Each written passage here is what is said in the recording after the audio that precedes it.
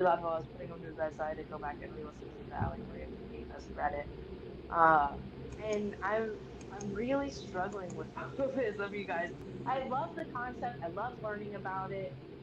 Creating it is a really difficult thing for me to do, and getting into that mindset to be able to actually, you know, let. I guess it's supposed to be letting loose, right? It's supposed to be letting that beast within come over your vision and let you create from that fireplace, right? And I have a lot of resistance to that. It's an unnerving amount of resistance. I've got like my inner beast becomes angry.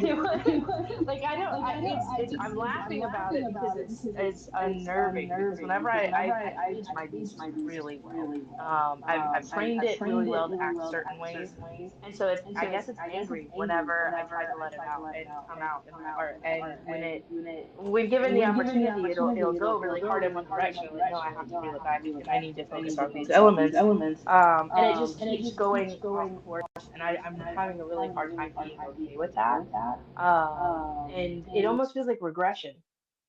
And I was explaining this to Forrest, and he's like, "Oh, you're thinking about it all wrong." It's like you are in the cave in this scenario where you're resisting all of the truth of what Fauvism can be for you, right? And is that it's really painful. I'm not gonna lie. Like I get so frustrated. I worked on a piece this morning for 2 hours just trying to get it to look right, and I couldn't stand the way that it came out. And I kept like trying over and over again for 2 hours. And eventually I was just like, I'm deleting this. I'll start fresh this afternoon with a fresh perspective. I'm gonna cool down for a little bit and cool off and shake it off and come back to it later. And it's painful, completely vulnerable, all truth out there. I thought the beast within would be a little bit more serene, and it would be fun to express myself in these colors and have these different limitations, and not even it shouldn't feel like limitations, right? It's how I perceive it, to express myself this way, but it's not coming out in a way that I'm like fighting it back. I feel like I'm fighting that beast, and I'd love for you guys that have experienced like this play of Fauvism, and I actually posted some of the works above that from the comments below that express some of these colors so beautifully. And I want you to talk to me about your experience and the mindset shift that you went into to get this serene, beautiful image that you're able to create out of you. And so I'd really love for that to happen. But I wanted to be completely transparent with you guys. Like I am hitting my head against the cave walls right now, trying to comprehend what it is that I'm not seeing or able to get out of me. And the perfect person requested to speak. Thank you, Abro.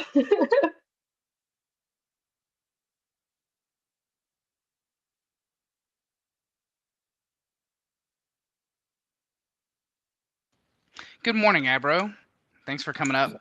What's your experience with it? What's your experience with the mindset shift with Yeah, doing Fauvism? I would like to say three different elements and add them up. First of all, I would like to recall that our brother Mohika said one thing one day in the space that he normally starts from the very black background and start to scribble with the colors. Hope you remember in some Morning, of the everybody. recording I'll get you some will find coffee that. and stuff. And I when gotta you are get through my talking morning about the routine, but mindset nice thing to see and the dark everybody. thing Enjoy the space. and evolving from the dark thing, that thing connected to me that day and it is still in my head. That and I would also like to not advise, I would say, Snazzy, you can take this approach that don't consider the feel of look good. Consider the flow or consider the feel of the flow of the work in that way. Then you can approach the Fauvism in a much better manner, and you can take the spontaneous approach a bit to mix with that. Don't expect your desired destination to reach. If you are expecting your desired destination to reach, your outcome should be predictable, which will be good in a subconscious mind. So I would like to say that to get a new result, you have to remove the notion of getting that predictable and good approach, and let it flow, and whatever comes out, that comes out. So this is one of my approach of the of Fauvism. And while applying the colors, I normally do a two-way process. I normally sometimes go from dark to light, and also light to dark, because I'm using oil pastels. So the scratching of the oil pastels through a broken knife, or a ruler or a blade, so that abstractions I can bring out. So in that way, when the light or the dark color is peeled out, and you can put over the lighter color on the top of the surface, so that way, that is also one type of path. Or you can start from the yellow and the oranges, and when the depth come, you can then give the Prussian blue, or the crimson red. So in that way also you can approach whichever suits you the best. I think the masters use, when they're treating the medium as opaque, then they're putting the dark color first and then putting the light colors. And use of white also you can do. With that white, you can put the thing to, you can bring the light effect by not giving the light which we are using in the Procreate. So this is the technical aspect. And the mind setting aspect, I completely let free myself.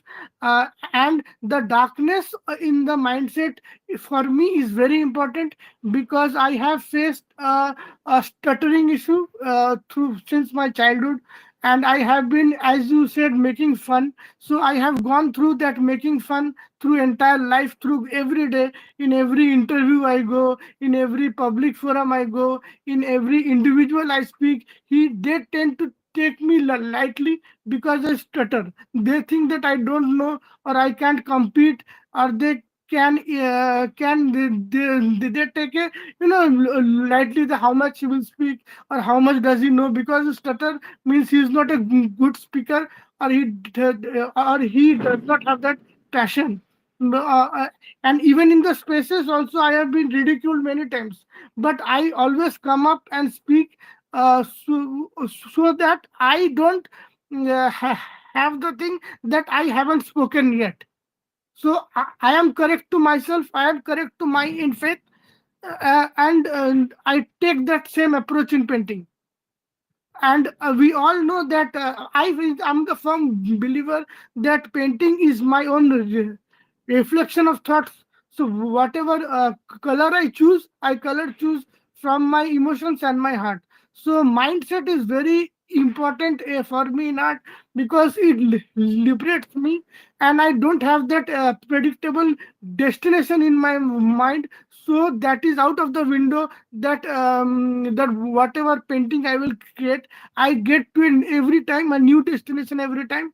In that is my mindset. In that way, I get a very different result every time. So that, you might say, has helped me in getting naturally the Fauvism. And I don't know what is the reason, but I connect to Henry Matisse more than other artists.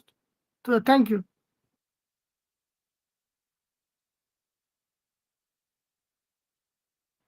I I love really. that. Oh, go ahead. Go ahead.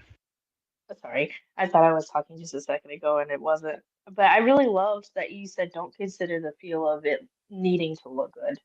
And I think that that's exactly where the resistance is coming through, is because I have a lot of expectations for myself. Those great expectations we were talking about a couple of weeks ago. And I do understand the concept of like we all have to start somewhere, and so it's not gonna look good at all. It's not supposed to look good when you're first trying something new, right? And I do understand that, and I will go into it thinking a little bit more about not having an end goal in mind for the art. And it's that mindset switch that I am having a lot of resistance for. But I really appreciate you coming up and able to talk about it, bro, because you had this whole week, you've had this this fervor and this passion to share with us. And I know that you weren't able to come up yesterday because you had some family things going on.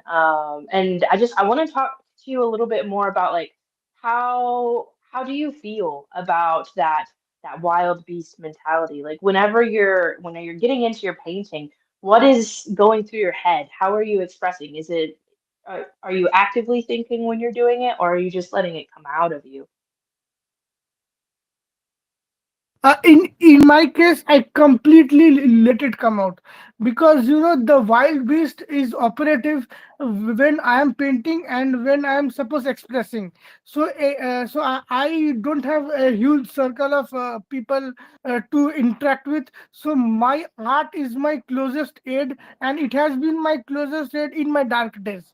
So I can trust it a lot. I have developed a bond with it, and that also speaks to me, and I also speak with that in similar manner. That tells me that you deviate, and you do it more away from the reality. So I try to there has to be a two-way dialogue between the painter and the art. You cannot always take the hand of the art and take it to the garden. Then you will reach the garden every day. You have to reach a different destination with each of your piece.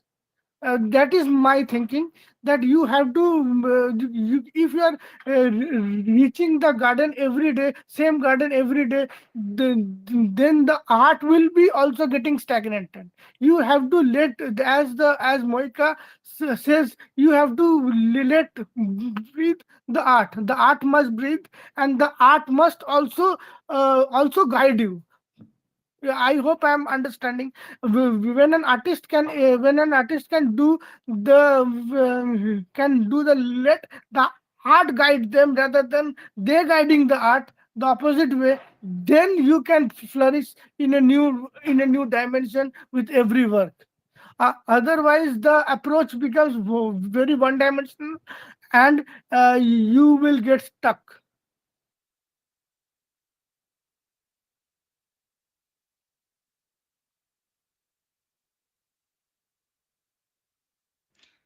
Thank you so much. I really, the thing that really stood out to me, and the thing that I really wanted to talk about was the starting from dark and moving into the light. And I think that when it comes into that mentality, I think you could take that as well as the mirrored perspective. Um, and apply that same general concept. And as I'm learning and I'm seeing how everybody's kind of doing art and the processes that everyone has, I think a lot of that mentality, I wonder how much of the process that people go through art another one of those representations of reality.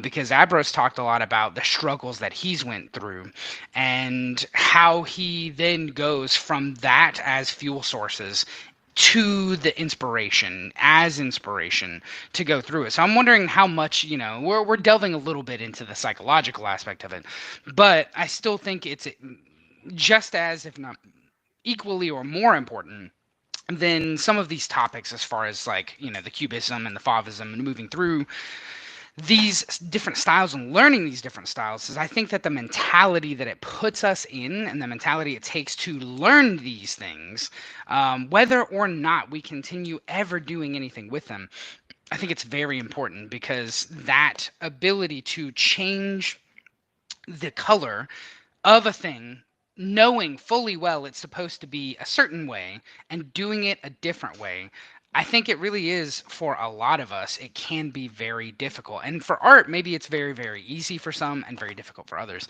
So I think it's great to highlight that Fauvistic perspective of, laying down the dark first, literally laying it down, putting it down so that you can see the contrast between the two.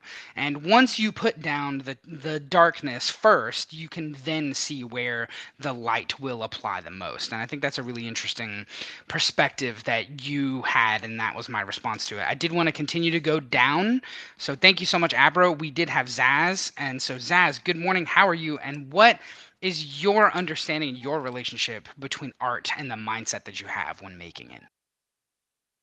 Hi everyone. Thank you for this amazing space. I wanted to thank you, and that I learned a lot of new things from your during these few days. Thank you so much, dears. And my opinion about your subject, ever since I can remember, colors were never just pigment on a canvas.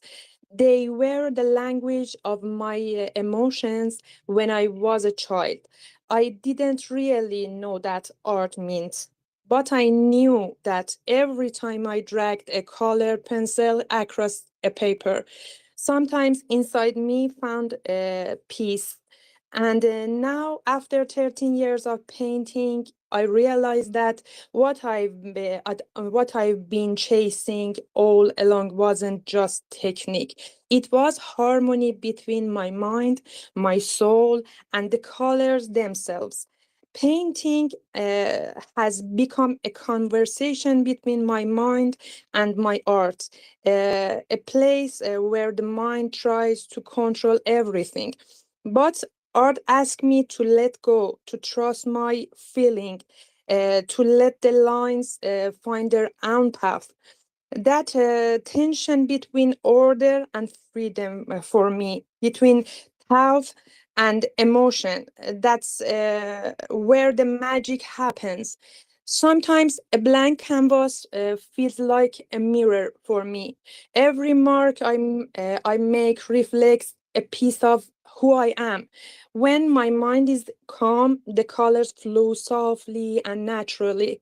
And the way I'm restless, my brush strokes turn sharp and sharper.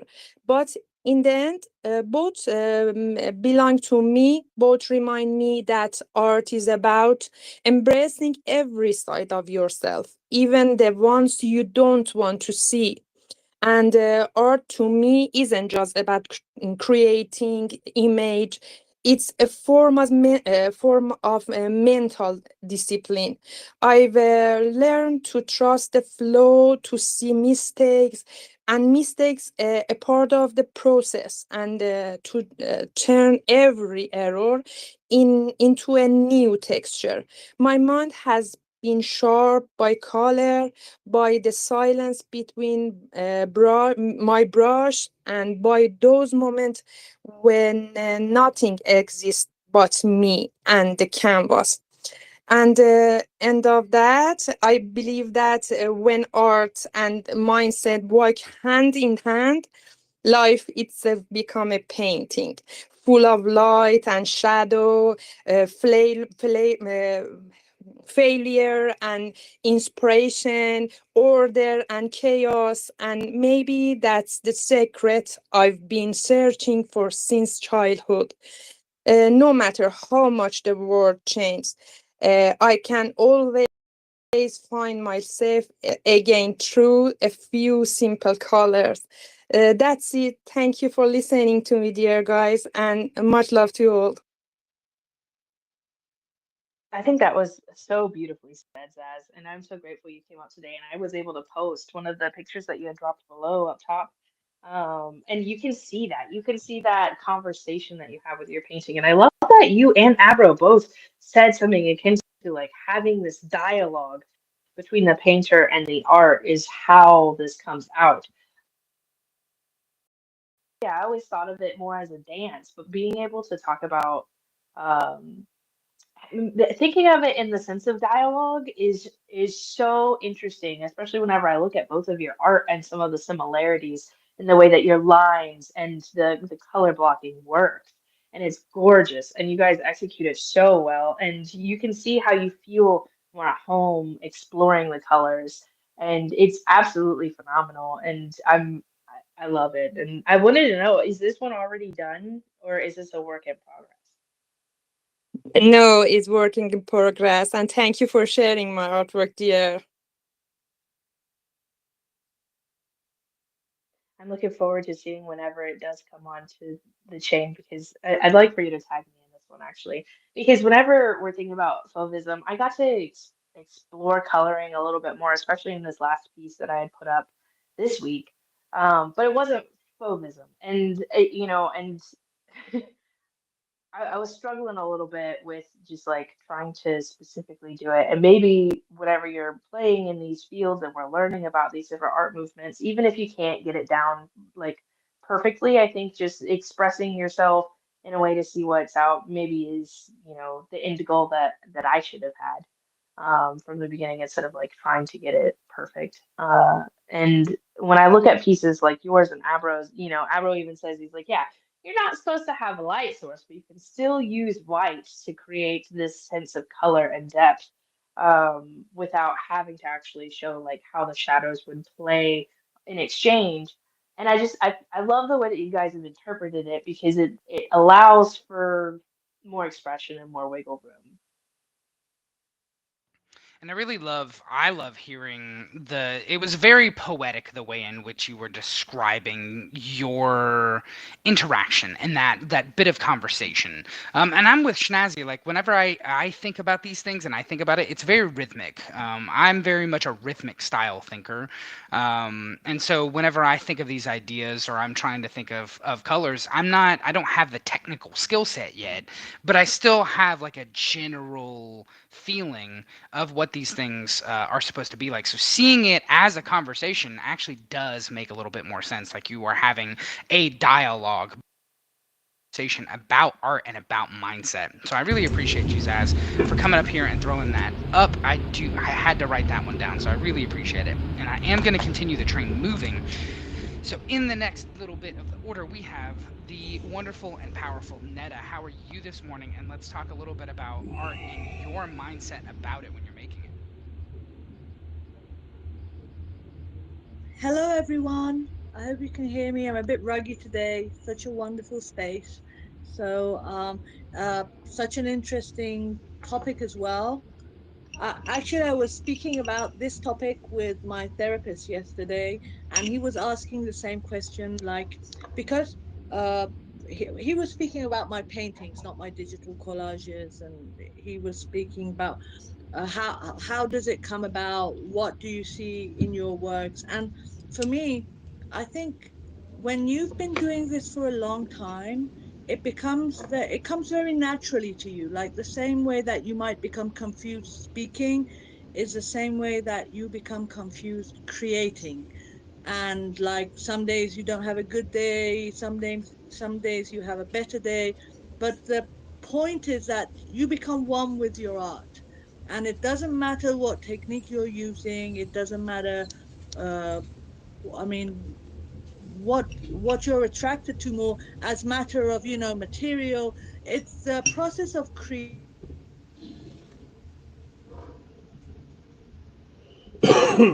She-Rug. is totally different from selling Or and market. not. It becomes part of your mental health. X isn't. And X is the thing love. that I think is that when we are making What? even music, even cooking, you are in You a said X way was wild. making a card like a tarot card, and you are giving yourself a reading first of all. So when you paint, your mind in a way I think everybody in here knows pretty much what I'm gonna have to say about this. yourself first to yourself. So who was very suicidal, and his work was very suicidal. And I spoke to him and I said that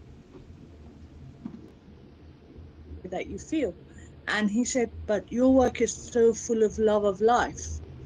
And it was like, you know, suddenly when he said that, I looked at my work and I said, even through, I'm not aware of it, but even through my sadness, I do love life. I'm not depressed. I may be sad. But even like when you look at paintings from people who have schizophrenia, or someone who is sad or is happy or is depressed, even through their art, you can see their different mindsets. So it's like looking in a magic mirror, I think. That is what happens when you're creating art of any kind. I mean, it shouldn't just be painting.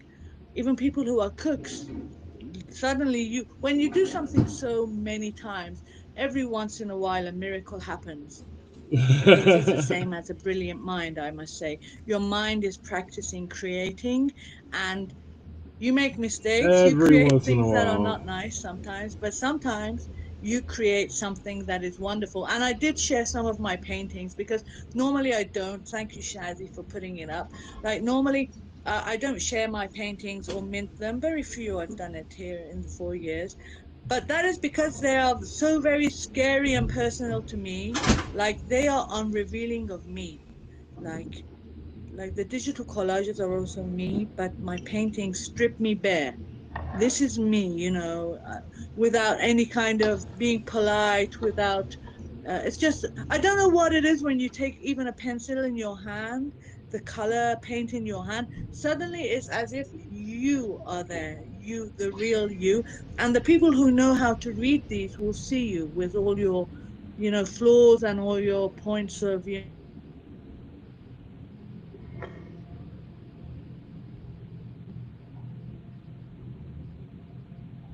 A little bit of a rogue, but I think, the yeah, I things think that it's make I you was on strong them. into a All right. blessing. Like my therapist told me that Oh, sometimes in therapy, when you they're don't need to studying, yawn they in say your that guys' some ear. I people who have literally got up tendency like to two become minutes mass before this murderers, started and those people threw it up become there. surgeons. So unknowingly, unknowingly, and they are, ripping people apart on a daily basis, but they're saving lives. But they have the same mentality deep down to kill people as well. But it has been reformed and morphed into something miraculous. And I think that it's the same for artists as well. A lot of us would be in asylums or very angry people or very unhappy people if we were not artists creating. And I say it's not just about digital art or NFTs or painting or making music. It's about lots of things, all kind of painters, even gardeners. We all have that dark streak lingering in us. But what really inspires me here is seeing people like you, Shnazzy, and like Abro, like Mr. Scribbles, people who are creating on a daily basis. The artists that, and I've come across, I think 3 or 4 of them in these 4 years, that I've seen those people start somewhere and end somewhere else, and every day working and every way sharing and seeing their process and being astonished by their joy and passion. And that also helps my mindset. Like many times when I see Mohika's work and I'm astonished, and I say, like, get up, you have to work today, do not be lazy, these people are working. And also people who support us, like Force, like Masterpiece, lots of people here are those kind of, we're a community, we have the same mindset, but everybody's doing it the different thing. But thank you for giving me the opportunity to share and maybe speak a lot. Netta, I love when you come up. It's one of my favorite things because you just have such a breadth of wisdom and curiosity, and you've studied and you've learned, and you have this lust for life that you really do. When you share it with us, it invigorates us. And I love that you were talking about how it really that art becomes an expression of yourself. And whenever you do it for so long, you get in this habit of expressing yourself Brutus, in stop! this I am natural still. way. It's like the only way that you have the ability to actually voice your emotions, right? And so I think that's part of the other reason why switching it up and trying to portray this Fauvist art style through my work has really been a pain in the ass for me. And it just it's because it was uncomfortable, right? I've gotten so accustomed to expressing myself in certain ways, or even just like trying to morph into focusing on one element. And this is a completely different type of art. And I love that we're still going to experiment with it, and we're still going to let that anger, the sides of us we don't want to see come out. And it is so vulnerable. And I love when you come up because you show that other side. It's like, yeah, it is vulnerable, but how beautiful is that? We actually get to have these conversations, and we get to have these moments with each other and see each other show up every day, despite those vulnerabilities, and despite in that being in that growth curve wherever we're at. And Fathers, if I'm at the very bottom rung, and I'm trying to to push past it, and it was invigorating to hear. And I love the illusion that you threw, and this might be a little spooky, but it's spooky season. But the allusion he said to like how mass murderers, instead of becoming the mass murderers, they became those surgeons. So they still had that outlet for the things they were craving internally, that little beast within. And it is very interesting because um, inside of the allegory of the cave, it was talking about as humans, we have this intuition to learn whenever we come out. It's when we're born, it You seeks guys to learn, see and it's when those we repress that seeking to learn and that seeking to have this expression, then that's what puts us in the cave. We start outside of the cave, but we put ourselves into it with that rejection of needing to learn. Like when all of your needs are met, then you don't seek those answers yourself. And so I thought it was really interesting because when you were speaking about that, it almost seems like those people found their way out of the cave and out of that darkness by having that willingness to be open to learning how to channel those desires, right? And I think as artists, there's a lot for us to take in that same aspect and element as well. You got the very, like, you took my thing. I was gonna talk about that. Damn it. All right, here's what I was gonna say about that, because she got all the good parts out of it, uh, which is great. When we're talking, again, it's a little macabre, right? But it's spooky season, like she said. Um, I was asking myself, what's the difference, right, between these murderers and these surgeons? Because it is, she is correct. Like, how many, we hear a lot about. Uh, Sorry, I guess I say we colloquially. I have heard a lot about how in the past executioners, even in the modern era, were oftentimes people who, like, they gave the job to the person who was most likely to want to do that job. And we've heard in more tribalistic eras and areas, even in the modern day, that the people who have that more violent tendency often had a place in nature because they were the soldier, they were the commander, they were the one who would go out, and they had the stomach and the ability to do the thing that needed to be done, and they had a place in society. And so now that we have, in the postmodern era, or the post-postmodern era, whatever you want to call it, we are in this current time, and you're talking about murderers being surgeons, and I'm asking myself, what's the difference? And Schnazzy got the education aspect out of it, and I got the outlet side of it, right? That outlet, that ability to do that thing, whatever it is you are here to do. If you do not fulfill that, and this is me, this is totally me inputting. If you do not fulfill whatever it is your need for this world is, and I'm not saying that murderers need to kill people, but what I am saying is that if you are an individual who needs to create something, and you do not have an avenue with which to fulfill that need, it ends up causing this internal rot, this just the gloop and the muck It of does. not being able to fulfill yourself. So I think outlet is the other half of that. And when we talk a lot about mental states and mindset and creativity and art, I think it's the easier example to talk about rather than the more macabre aspect. But I still think that macabre aspect is very, very important because it does showcase, like, what is the other side of society that we don't really get to see, we don't really get to know about.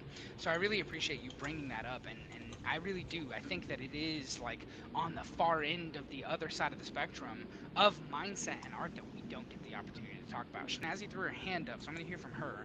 And then after that, I'm going to get Bahar ready to talk about art and mindset. So we had a thing whenever we were studying Dante's Inferno in your book club last week, and we would talk about one of the layers of hell and what these sufferings that people would be going through in hell, and then try to think of them in a polar opposite way to see if the punishment really They fulfills won't that need me for feeling. a For minute, example, so if uh, smoke time. trying to think of one off the top of my head, one that is stuck in the mud, right? Like people who were stuck in the mud and they had to sit with their thoughts and or stuck inside of a tree, for instance.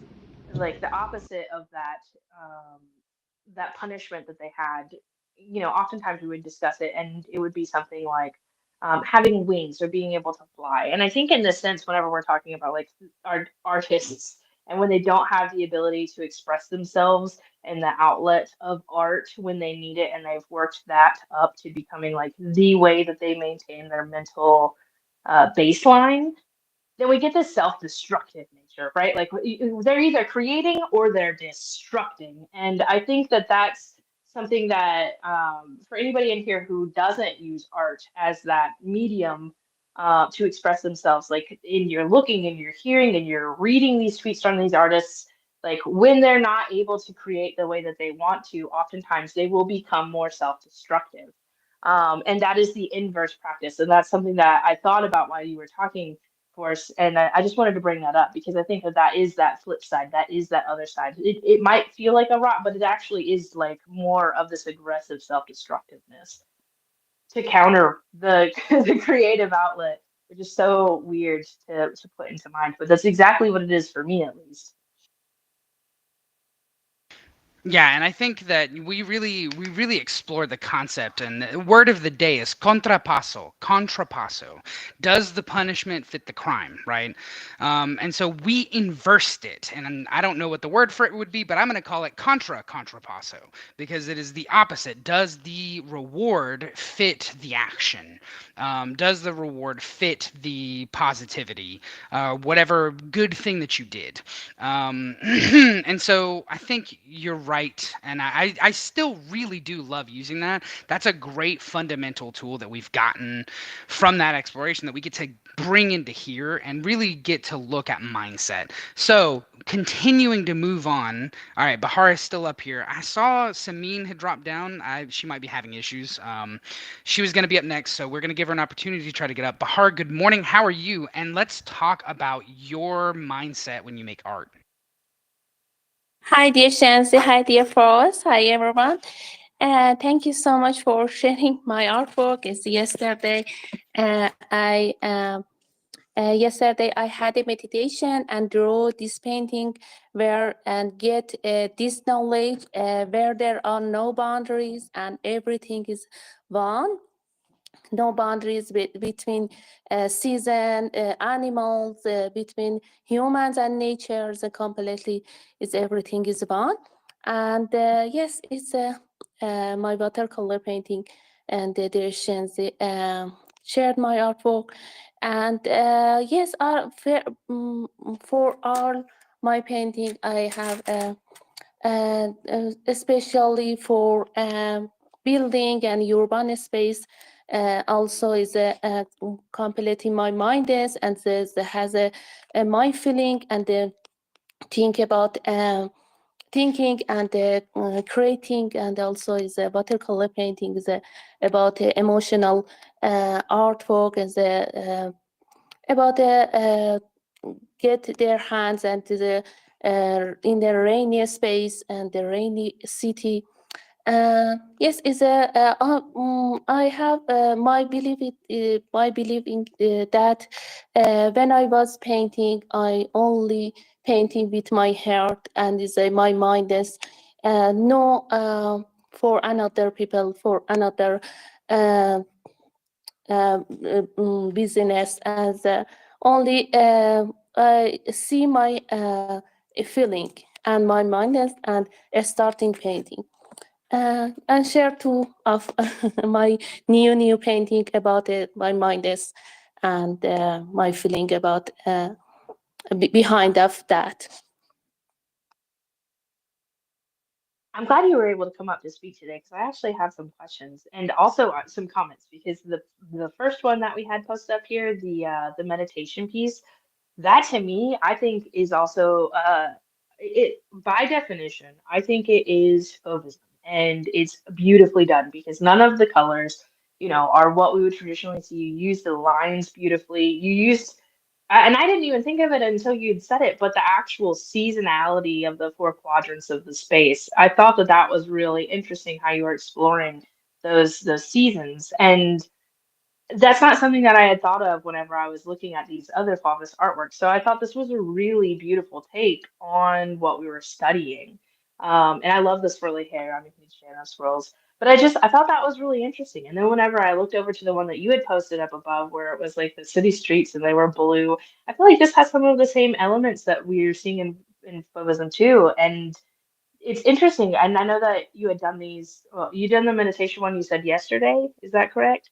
And then this other watercolor piece, it looks like you had done a little while ago. So I was wondering if maybe Fauvism is something that you've studied before and you took inspiration from it, or what kind of art you did take inspiration from to make these pieces.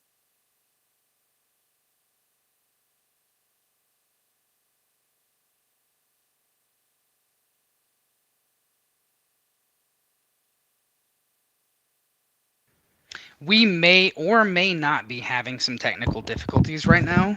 A couple of people who were hanging out waiting for their turn have dropped down, so I don't know exactly what's going on. So Bahar, if you do have a response, I'm going to give you a few more seconds. If not, we are going to continue to move on down the line, and I really appreciate you coming up and showcasing your art. So I'm going to give you a few seconds. We're going to let the air go dead for just a minute, and then if not, I'll move on. And thank you so much for this opportunity, talking about my artwork, my mindness, and also I have a collection about my design, completing my mindness about the building and UR space. He didn't because ask I to talk first to me, did I? architect, Oh, did and he? I was outside. thinking about the space and designing and Jess needed my help, so I had to run away for a second. is a three dimension. And yes, thank you so much for this opportunity. Thank you much, love.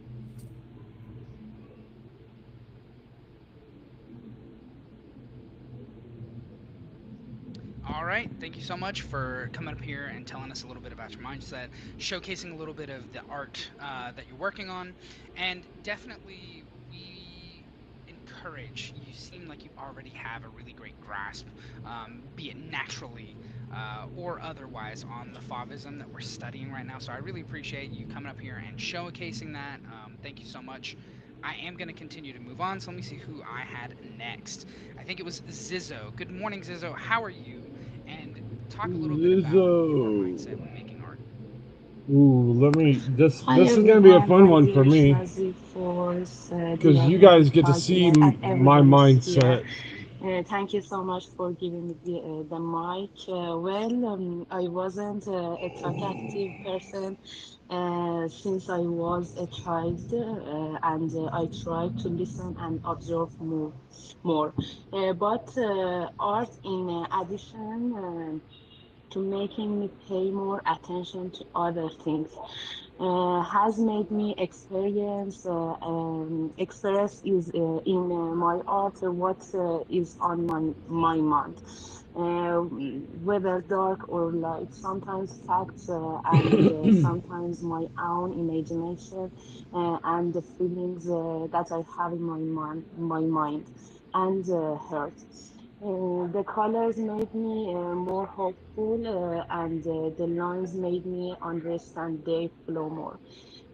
I think that what is on a person's mind needs to be out, and art has made it easier for me to do that.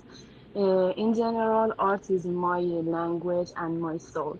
Thank you so much for listening to me. Thank you, and much love to you all. Thank you, Zizzo. You're right. What is on your mind needs to come out, and art is one of the best ways for everybody, at least in this room. It is one of the best ways that we all enjoy taking those ideas and getting them out. So I really appreciate you coming up and just reaffirming and re-cementing that idea. We are going to continue to move on. So I've accepted quite a few people up here now. Unless somebody had already come up, I'm going to go ahead and shut it down. That way we can get everybody back out into the world and making some art. But up next, we actually have Tricky. Good morning, Tricky. How are you? I hope you got some sleep after staying up late last night to hang out with me and talk about the allegory of the cave. So now, this morning, what's your position? What's your mentality on art? So, good morning, first of all, and yes, I had a wonderful time with it. It was a very small group, but a topic I really like. And actually, it kind of does interplay with the art and the mindset, because for me, when I start going into Procreate, I have a huge bout of uh, deficit, like attention disorder. Um, when I go to watch a video, I can watch maybe 3 to 5 seconds of it. I've gotten kind of in that doom scroll, but I've always been there before doom scrolling was a thing, just because unless it really interests me, it's hard for me to focus. It's my mind will wander, and art for me throughout my entire life kind of has been my therapist. It's almost been, let's reverse the allegory and say it's me going back into the cave. When I'm out in the world, I'm learning things here. I'm forcing myself um, to listen to the spaces intently, watch videos intently. But it with art, it is just a pure, I am in my cave. There is nobody around. There is no light coming from back behind me. It is just me and that canvas, and it feels, it's almost like an anti-anxiety medication for me, I guess. And I've had those in the past, and honestly, art works better for that. Now, when it comes to streaming and things like that, I'll be silent for an hour. But I think the people that watch kind of know that that's where I'm at. I'm in the picture, whatever it is, whether it be a cartoon design, whether it be Fauvism, whether it be no matter what it is. Once I get a canvas and a brush or a pencil or just a post-it, and I start to work with inside the images inside my mind instead of outwardly trying to gather things, that's my sweet spot. I'm never more calm. Even speaking during things like this, I get amped up and I want to go this way and I want to go that way. With art, that just simply doesn't happen for me. It's a very strict focus, and that's why, honestly, I believe that's why I continue to really pursue it after so many years of doing it, because even without the sales, without the marketing, no matter what piece, whether it's a commission piece from a person, whether it's just, hey, can I have this game asset, it takes me back into my own cave of comfort where I don't have that stress of my mind wanting to go this way or that way, because I'm actually focused on what I'm doing. That's about what I have to say as far as art and mindset. Mine is a very strict one. When I see a canvas and I have a tool in my hand, that is my focus. That is where I'm at. I really appreciate you bringing up that. Again, we got another great reversal of the concept. When we're talking about, the allegory of the cave and how we got to have that really in-depth discussion about it. So you and I have a little bit more context for like that little bit that we had, and I really like that you're bringing out the concept of going back in the cave as being the other side, because we all, last night we talked a lot about, we all want to be the person who leaves the cave. We all want to be the person who has the ability to get out of the cave and to see the world for what it really is, and that is something that we all want to do. But is it bad to want to go back into the cave? If you build that cave yourself, if you build that bit of safety, is it actually all that bad to go back in the cave? And honestly, I'm a little resistant to say that it is. But I also, you're giving a really great case for it not being that big of a deal, and it being something that is utilized as a little bit more of that comfort place, that place of comfort and security, the place of what you know.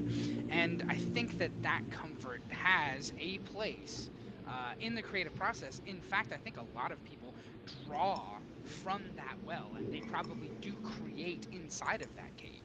Um, so I'd be really interested, in, like, that's a really great tie-in to maybe I guess de-villainizing it in my mind of like being in or out of the cave, because it really seems like there is at least in that conversation, there is a right. It feels like the right thing to do is to leave the cave, and it feels like the wrong thing to do is to stay in the cave. However, what's really interesting is, and I've read a little bit past this in the Republic, you actually hit on something that they talk about a little bit after that we didn't get to, which is about the responsibility of those who have left the cave to go back and to teach people who are still in the cave that about it, and to attempt to do it even if that means that they will not be regarded highly for it. And it's really cool that you were able to still get that out, and it was like, maybe a couple pages after that, Plato and Glaucon start talking about the responsibility of those who have that mindset, the people who have gone out. Now, this is Plato's words, you know what I'm saying? So we're just reading it, discussing it, but I agree with them. I do agree with that. I think that, and that's what I do in my life. That's part of what this space is. That's part of what the Higher Humanities Book Club is for me. Is I've been exposed to this, and when we talk to people like Rogerin, he is an educator, and he is somebody who really loves the teaching aspect, and comes from a place where information is not as open and available as it is for us here in the States. And so when we've had these conversations like that, there's a lot of opportunity to showcase some of this fun things that are fundamental knowledge for us to other people who've never had the opportunity to do so. And the question is like, well, not everybody wants that responsibility, but I like to do that. So I really appreciate you, Tricky, for coming up and bringing that up, and helping further the conversation a little bit on the mindset that it takes when you do go in that cave, when you do come out of that cave and you take in the beauty and the splendor of reality and you use your discernment. Sometimes you go back into that cave and you have to make your art there so that the people who are there have something new to look at. And maybe that art that is created inside of the cave and showcased to everybody else around is the thing that will help them understand that they do eventually need to come out. So I really appreciate that. I know I added a lot of shit to that, but that's still your idea. So thank you so much. We are going to move on. Somaye, good morning. How are you? And let's talk about your mindset when making art.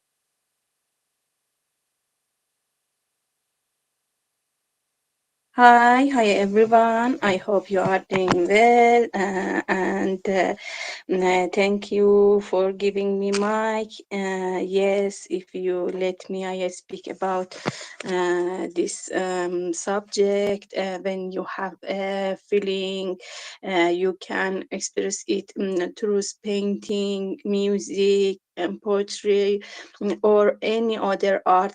From art becomes the codified language of your inner state, and if your mind set is open, you're serious about new ideas, colors, and competition combinations, and you enjoy artistic experiences, and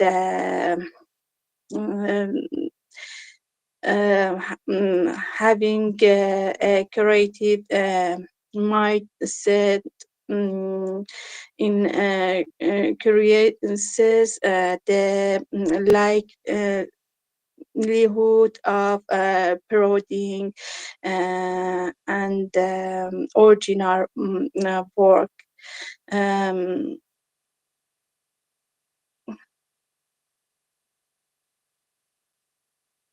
okay, that's it. Thank you so much for coming up. And you are right. You need to have that open mindset. And maybe, I don't want to say you need to. When you are talking about the subject of mindset, one of the ways to continue to be open, like you're saying, is to have that open mindset, be accepting of new ideas, new colors, and new experiences. And I definitely think that that ties in a lot with what we've talked about over the last 2 weeks, and what we talk about when we are going into these learning aspect about Fauvism and Cubism, and getting a little bit more into the nitty gritty of the studious side. It's really interesting because I think what happens is when you have that more expressionist aspect in yourself, where your art is more pure, is a more pure representation of what you're feeling, and that's how you utilize it. I think you're right. When you become more open to the learning aspect and to the exploration of these new ideas that we're doing, you build that foundation higher. You build more skills so that your emotions can hit harder, so that you can portray that information a hell of a lot better. And I know that that's true because I'm on my journey figuring it out for the first time. So I really appreciate you coming in and just giving us that gentle and powerful reminder to stay open both ways. Stay open to the emotional aspect of art, and don't always focus in on just the nitty gritty studying side that I love. When you're stuck in that, open it up, take in the emotion a little bit more, have that aspect and share, because the conversation, the door is supposed to swing both ways. It is supposed to be a conversation, just like Netta said, or sorry, Zaz said. It's supposed to be a conversation, and I really appreciate you giving us that reminder. So I do want to move on. Next up, we have Bredley Toast. Welcome, Bredley. Thank you so much for showing up. I really want to hear about your mindset and your feelings about creativity and art. Hey, Force and Schnazzy and everybody else. It's great to be here. It's good to hear what everybody has to say about this. Just because everybody works so differently, it's interesting to hear everybody's processes in regards to mindset and creation of art.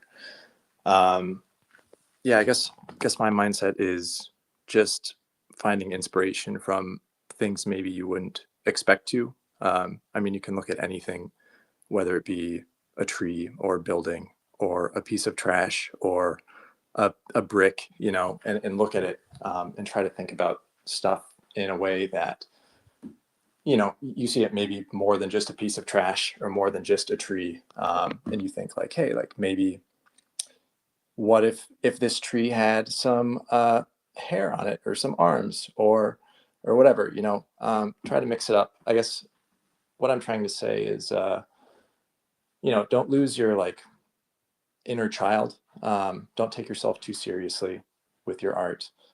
Look at things with fresh eyes when you can.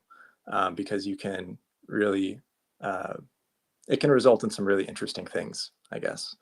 I have a framed picture on my wall of a piece of art I did when I was, I think, 5. And it's just kind of a reminder. It's like, have I really changed so much since then? Like, I know kind of what I was trying to do in that picture. But like now it's kind of neat to just play with abstract ideas. You could find inspiration anywhere. I try to kind of live in the moment and, create art as it comes to me. I think Mohika posted something along those lines last night as well. So definitely resonate with that. And then yesterday, I think it was Dale maybe who posted a childhood picture that he had drawn. So it's pretty neat seeing like childhood pictures and, trying not to lose that magic. What you said a bit about kind of that stagnation and like the rot of not creating is very, very real for me. Like I always have to be creating something, whether it's music or art. As some of you know, like I'm equally kind of obsessed with audio production and music and all that. So I kind of ebb back and forth between those worlds. But yeah, been really big into just drawing a lot lately. Might draw like 20 things in a day. I'll really like one of them, so I'll hone it in and, quote unquote, perfect it, whatever that looks like to me over the course of the next few days, and then like have a finished project or product that I'm happy with. But yeah, just taking simple steps and just creating whatever that looks like for you is I think really important, or it's important to me at least, and trying to find inspiration in the otherwise mundane, I think, is something that everybody could. A little side commentary for the people watching outside of the spaces. Yeah, Bradley has been doing thanks again some for of the having me up. You know, it's craziest always a pleasure to be things. here. Try to make it my His mind works appreciate so you guys and all the awesomely. I mean, artists and people who enjoy talking about he art. can take what would Look appear forward as to a a lot of doodle and make it some of the most thought-provoking animations you could ever imagine. So hopefully some of the Bradley, I Waxians love what you around came up too today because know you take of different Bradley. places and are able to break it down. It Very, has almost very, like when I look at your art, very, it very has smooth almost like a operator. like a Fauvism mentality to it, but instead of using colors, it's almost like um shapes, right? The way that you express the different shapes and the lines, it's way more, it's wild, right? And it seems really cool. And I looked through some of the posts that you had done and all the pictures, but I wanted to post this one specifically because the animation you do on the right is so cool. The way that you break down the shapes into these different, almost like they're alive. They're elements, they're beings themselves. It's wild feeling it, and it comes back into like this perfect gif, and I thought it was beautiful. I've tried to find that Mohica post that you were talking about yesterday, uh, and I'm struggling a little bit to find it. So Mohica, if you know which one he's talking about, put it in the comments here, and I'll be able to post it up top so that we can take inspiration from it as well. And you know, I love what we're doing with learning these elements of Fauvism and exploring them for everything that they are. But at the same time, I'm so excited for next week, y'all. And I know that Bradley's art specifically, we're gonna have a lot to talk about it next week. For the theme and the topics. And so I really am grateful that you came up today, Bradley. But oh my gosh, next week I hope you get to show up every day because I think it caters to the way that your mind works a little bit more and even some a little bit more my mind too. And so it's just going to be really interesting to see these different perspectives because, you know, when we're thinking about cubism last week and when we're thinking about Fauvism this week, a lot of the people who it really connected to and related to and people felt comfortable expressing themselves in those ways actually seemed to feel really comfortable in both of those different styles. And I thought that was really interesting and really cool to see play out. And so I'm curious to know what happens when we start studying these other movements that came like 50 years before or 50 years afterwards. And man, I'm getting more excited about next week. I won't lie to you guys. Than this current week studying this Fauvism, and it's just because it's really hard for me to push through that barrier. But I'm gonna keep making art. It's Thursday, so I hope that you guys sit down with it at least today or tomorrow morning, so that I can post your piece tomorrow uh, during Friday's Fauvist theme for it, like Friday's Finest that we've been doing. So we can talk about all of the art that was created this week that was inspired by it. So I'm just looking forward to it, you guys. I am really trying to hold myself back from dropping too many F-bombs because I went really hard yesterday, but you're giving away so much. I really wanted to just wait on this. But next week is going to be very, very fun. We'll talk about that tomorrow. Oh, Because it's one now of I gotta my drop a bunch favorites, of. and I Come know on, it's fuckity fuck, Bradley's fuck, favorite because fuck, we've had force. conversations about it, and he's actually shown me something that I want him to be the one to talk about. I want it to come from him when this happens. So, Bradley, I hope that at some point next week that you have Oh some free time so fuck! you can Now, come up here and like talk every other about that word's just subject. gonna have to be a fuck. But I don't want to give away any more than that. We do have one more No, speaker, give it away. and I do want to get to him. So, Ali, welcome back. I think this is the second or third time that you have been here from when it was the Fine Art Cult Space. It is still the same thing. We are still doing the same thing, just different banner. Still the same friends, still the same things, just a little bit Who, more where? focused on the academic side. Welcome back. What is your mentality and your mindset about art and the creation of it? GM, everyone. Thank you so much taking me up there. Before I jump Oh, into the Ali. topic, I just want to say it is great to have such spaces focused on art, and Don't you not? uh, You you're better. pursuing this mentality in each space. I love it. Oh, I love it. kind of a Any way Mohico I can kind support of. you, besides these Mohica kind of. reposts and likes and stuff, please reach me out. Reach me Oh, out. there's the And lines versus the about the finished artist products. Look mindset, at I that. mean, art Jeez. is kind of a stage for me. to express my feelings and statements, especially, but it is always that way for me. Probably for everyone too. But Wow. it is That's kind of a meditation also for me, because that's impressive. we can give statements by words, by using words or writing or uh, in such ways, but art comes as another tool to express our feelings in different way. And if Sorry, am I audible? You were audible. It Much just Okay, better. went thank to you. 4K. It went from that 280p to 4K Yeah. audio, and I know that's not at all how that Uh, works. nice, nice. Uh, Wow, he sounds like in a that completely sense, different person. art Damn. opens up a, space that we can express our feelings without any filter, and in these terms, I try to express myself in full. I mean, Are they I doing? don't want to look so old, but when the Facebook was the thing, there was a tag on the line. You know, what do you think? It asks, so you can write what you think, and on those times, I feel like sometimes I have some hesitations to. Tell what I think, even to myself. Uh, but with art, there's no limit and there's no uh, restrictions. So that is what I love. But in the inspirational side, I try to uh, put myself in a squished position. I try to make myself angry because that at that stage I express myself in a better way. Uh, if we go to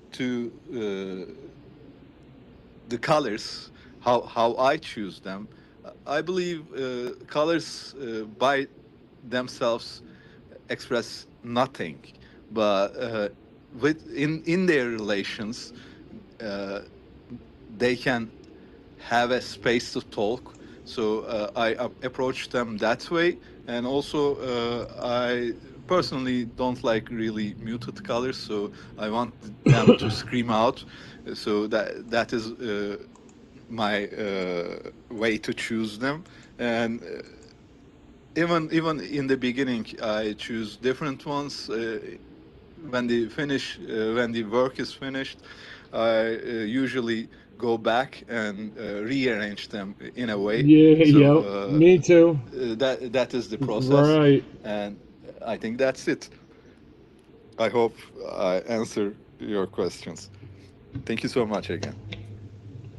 That style of art, I just like the Byron, the Brady, the Absolutely. Thank you Mr. so much Scribbles. again for That coming up here style, and just just always bringing it. I really appreciate. it. Here's what I wrote down. Here are the notes that I It took. So, angers it is a me. stage. Art is a It's stage for invocative in that emotions, way. It's and that's a just like, really interesting how can just perspective that I think a how lot of does people that don't still share. look But I right? haven't heard And it not only look verbalized right, but in look that way. beautiful. Really blowing up. We're looking at art in all an expression in all of the major, minor, and middling aspects that we can, and that is a bit of a macro aspect. It's a major aspect. You're taking it as not just the canvas through which you are expressing yourself, but it is the main stage by which you are exploring your emotions. And you're saying that art is a tool, which I completely agree with. It is both a medium, it is both a form, it is a tool, a factor. It is all of those things. It is, we've heard a lot about the subjectivity of art and art being what you make of it. And I definitely believe, Mr. Scribbles Mohicas talked about how for him it is a catharsis. And I think in that way, when you think about it in that way, art is a tool. It is a way to get those things out.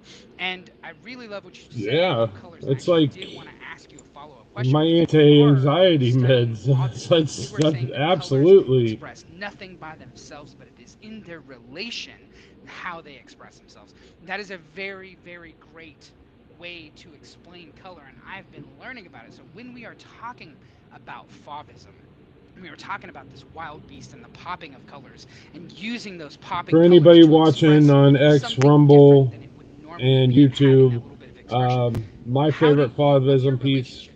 Do you know, from have you me studied or is have you made any sitting fauvism there pieces? staring at you. What's your Just understanding of that? I And if felt not, like we just had to tell go a me little about how you actually Halloweeny. make those colors. So Andy Kaufman in a straitjacket, just staring you down like I he's know ready to about Michael Myers Fauvism. you in I'm this working as a colorful, bright professor in way. graphic It's design been my and favorite.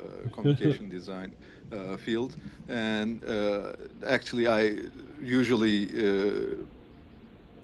describe myself as a graphic designer, but in the artistic side, of course, the Fauvism is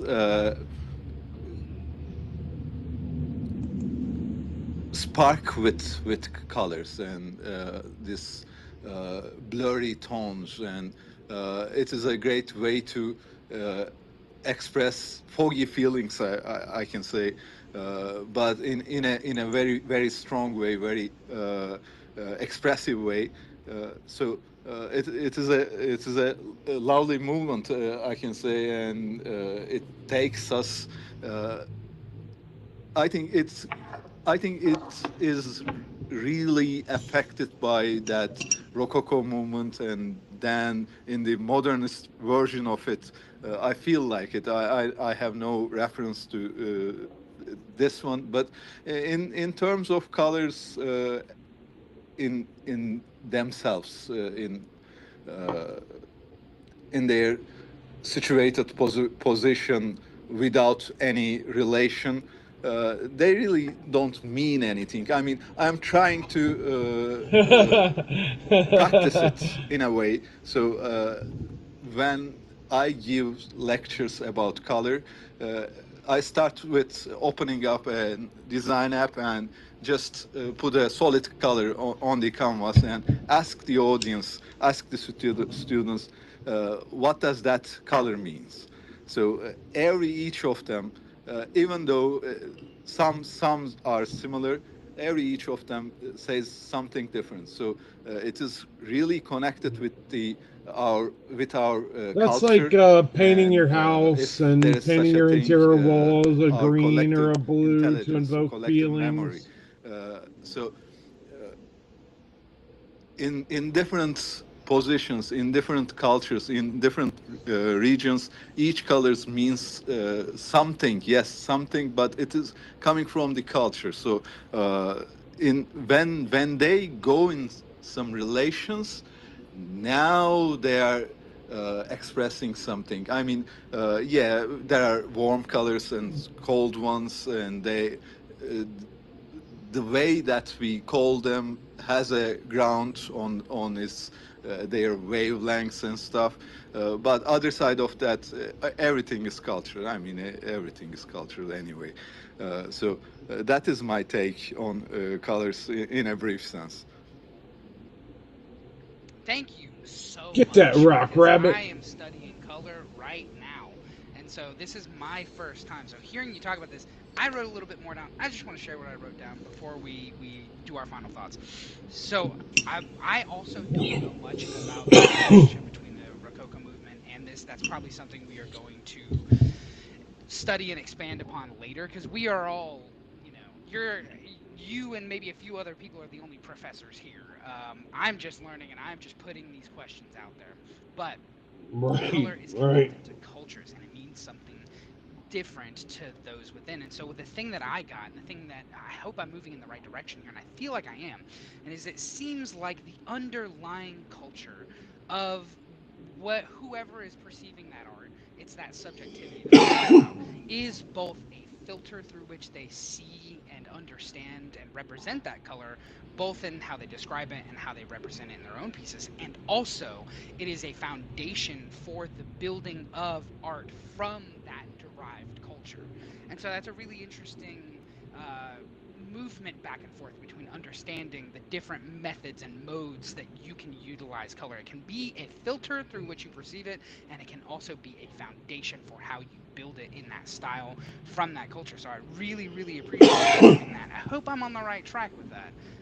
But I'm sure you will. I got the 100%. Thank you, Professor. I want to be the best student I can be, and I really appreciate that. Thank you so much for showing up. I hope that you all can continue to show up. We are going to start winding it down. And I'm going to throw it over to Schnazzy because she usually loves to have this, like, she loves to be able to get the meat and potatoes out of the conversation and summarize it, and then I will sign us off. So, Schnazzy, what are your final thoughts? Well, I'm actually rolling around that concept of color context being a cultural element and a perceived collective, um, like mental association. And it's kind of blowing my Yeah, mind a little bit, yeah. especially when we are talking about studying Fauvism and it being in, primarily in Paris, where all of the salons were that were hosting those galleries in 1905 and 1906. And I'm I'm really interested.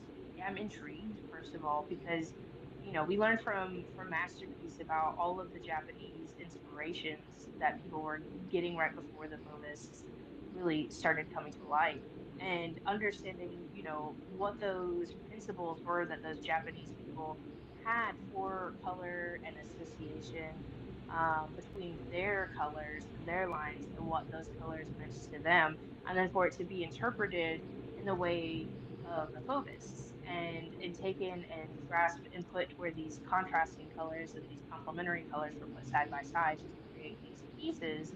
But the significance of those colors, you know, were not lost, but reinterpreted in a way that is really interesting for me to think about right now in this moment. Just like spinning wheels over here. So it's just something I'm gonna simmer on, and I'll probably talk back tomorrow about how I really do it, just so that I can fully digest what it is that I'm seeing, because I have been meeting a lot of resistance when I sit down and I try to create a flawless piece. Whenever I'm working primarily only with color, it's I struggle. I struggle a lot, especially whenever we're trying to distill down shapes and use lines in less of a light versus dark way. But I'll see if a she picture, saw it, and then I don't want to interrupt that's right just here at something the that I'm end. struggling with. But I actually take a lot of my comprehension from the way that everybody else explains it. And something that Tricky had said about making art, going into the cave and making art. And then whenever Forrest had reinterpreted it, we're going into the cave and making art to then show other people within the cave what's outside of the cave really stuck with me. And that's another thing that I'm kind of spinning on as this conversation's been unfolding. And we talk about educating being so important for artists, because without understanding, or you don't even have to understand it, but just the exposure to different art styles and different art movements, and understanding what those artists, were going through, or what the context was of the time period they were in, or what was happening on a geopolitical scale at the time, or what they had access to. It gives you it's like more ingredients to work with when you're creating this art pie that you're working with, right? And it's it's almost like coming out of the cave, grabbing a little element, coming back, and then studying it, right? And so whenever I make art, a lot of the Kinda, times it yeah, is kinda. art that changes people's mindsets.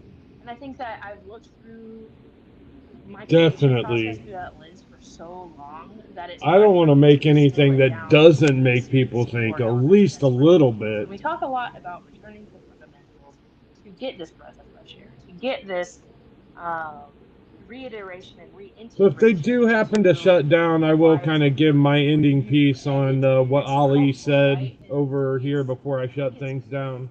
I talked earlier about how I We'll felt be like I back was kind later of at for the some cave art and wall games, with but this, because I just wasn't getting it.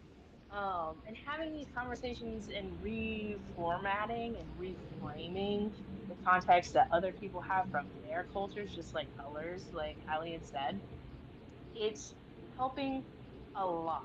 It's helping this comprehension of what those fundamentals are to other people and how it is going to be different for you, and that's okay. It is going to be different based on where you are. The significance is a sliding scale. It's not set in stone.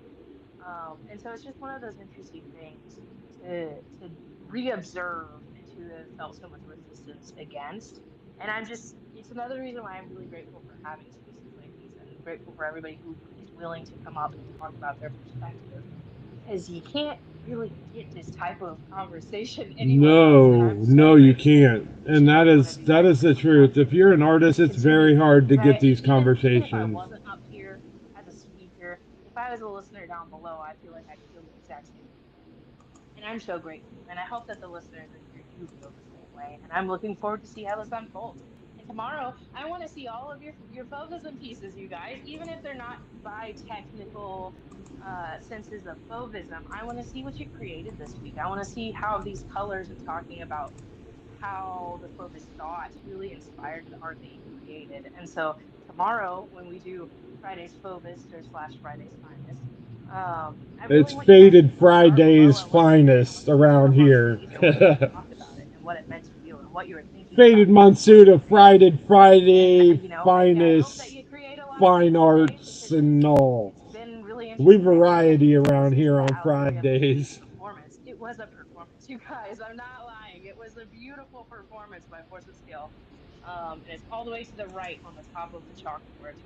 So go ahead and take a listen to that if you can. And I really want to hear from you guys. So if you have any feedback for the spaces or you have other themes that you want to do in the following weeks, go ahead and put them in the comments so that we can read them and we can make sure we get to them. And I want to see you guys tomorrow. I hope you all have a really creative Thursday. We're winding down the end of the week tomorrow. It's going to be more of a celebration for all of the learning that we got to do. And I appreciate each and every one of you guys for showing up and supporting each other and uplifting this community because it's growing and it's thriving. And I feel like each time we get to expose ourselves to something new, whether we meet resistance when we learn it or not, we are developing into who we're going to be in the future, what we're going to be known for, what we're going to feel inspired to create is going to shift and change. That And should scare you all. what a beautiful thing to be. So I love you guys. I hope you have a fantastic Thursday. Even And though you we can't hear me, will see you Snazzy, much tomorrow at love. 11 a.m. Eastern Standard. Is Force going? Or did she cut him off? Uh-oh. Bye. Oh, wait. Bye. Bye. Let me clap. Let me get a bye in. Get a wave in. Alright, we will leave there. Leave them in. And make sure... now, you guys will hear it every day through the week for me. That's a guarantee. But another thing that I kind of wanted to add in while I'm already in that mind state was talking about the colors and just the flat colors. Like say painting an office red or blue. Well, if you haven't heard Plato's story of the allegory in the cave, you know they weren't looking, even in a cave, they weren't looking at a white background with the shadows in front of a white background as we would think of shadows on a canvas. The cave could have been red. The cave had its angles, had its... So no matter whether we think as the people sitting there in the cave are aloof or dumb, as us being outside of the cave looking at them, they have a different perception of the angles and the way colors are reflecting in their own right. So to walk into the cave and to teach is also to walk back into the cave and relearn some of the things that you maybe had lost when you took the step to walk out of the cave. And I hope that makes a little sense as a closing statement from me. Nothing is ever truly really black or white. Shadows aren't. Our face, our skin tone's not. Our appliances maybe are when we first get them until we cook with them for the first time. But those different colors that splash on them, that's what gives them the character. That's what gives them the dimension. Whether you see that as a lighter shade of gray or yellow, like some of my things are smoke stained, or just however you look at it, the artistry doesn't have to be confined into a box. And even if you tried to confine it into a box, it would somehow start drilling holes in the box to make a light picture on the inside of the box, just because it's that creative. I'm gonna go ahead and turn things off here for a little bit. I do plan on coming back maybe 3:00 p.m. my time, so a few hours from now. Always enjoy having you guys come back. If Masterpiece is actually having his if he is having his space today around that 3:30 mark, maybe we'll even sit in there and see what other people actually have out on the market, since it does fall in line and coincides with this space. But the way that it appears is they're kind of taking sales into this area and really learning about things in the morning. And I'm definitely into learning, so you'll definitely hear the learning parts every morning. And then maybe sometimes through the week, even though it won't be a common thing, we'll step over into Masterpiece's space and hear from the different artists and actually see what they have up on chain. As far as my fall vism, I really love saying that word. As far as those pieces, on Rumble, YouTube, and X, you can see on the screen the link to either collection that I have on XRB. If you are on Kick, you probably know me well enough, but you can go to the Canva site, you can go to X and click on all the links there. That was my ending pitch for myself. You guys enjoy yourself, whether you're watching the show in the cave, creating the show outside the cave, or just learning about the world has to offer in general. I'll see you later. X, Rumble.